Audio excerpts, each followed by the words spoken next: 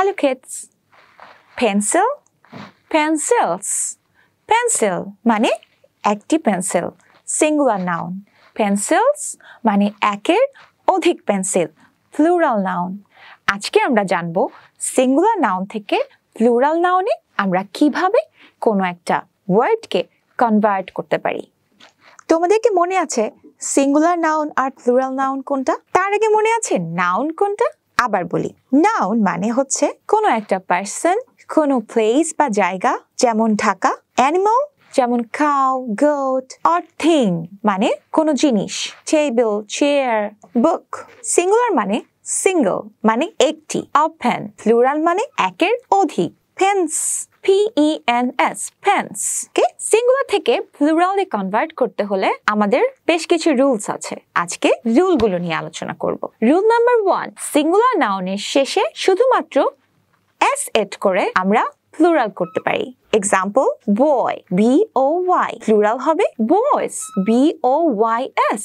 একটি ছেলে, singular, plural একের অধিক ছেলে। Same as bag, bags, pencil, pencils. খুব সহজ না? রুল নাম্বার 2, সিঙ্গুলার নাউনের পর ES অ্যাড করে প্লুরাল করতে পারি। কখন আমরা ES অ্যাড করব? সিঙ্গুলার নাউনের শেষে যদি S, SS, SH, CH, X or Z থাকে, তাহলে শেষে ES অ্যাড করে প্লুরাল করব।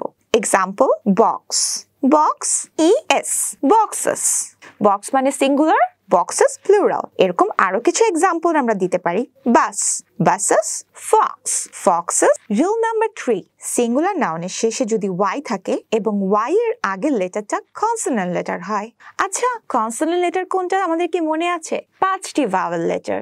A, E, I O U ছাড়া আমাদের বাকি সবগুলো লেটারকেই কনসোনেন্ট লেটার বলে। এখন আবার বলছি, সিঙ্গুলার নাউনের শেষে যদি Y থাকে এবং Y এর আগের লেটারটা যদি কনসোনেন্ট লেটার হয়, তাহলে আমরা কিভাবে প্লুরাল করব? আমাদের ওয়ার্ডের শেষের ওয়াইটাকে তুলে ফেলবো। ওয়াইটা উইথড্র করে ওখানে IES অ্যাড করে প্লুরাল বানিয়ে ফেলতে পারি। Example, baby, BABY। ওয়াই এর আগে লেটারটা কি? B, that is a consonant letter. So baby এর প্লুরাল হবে বেবিস, BABY উইথড্র করে ফেললাম, IES অ্যাড করে ফেললাম, BABIES, babies. Same as party, parties, cherry, cherries, lady, ladies. Petronas Education, exacting excellence.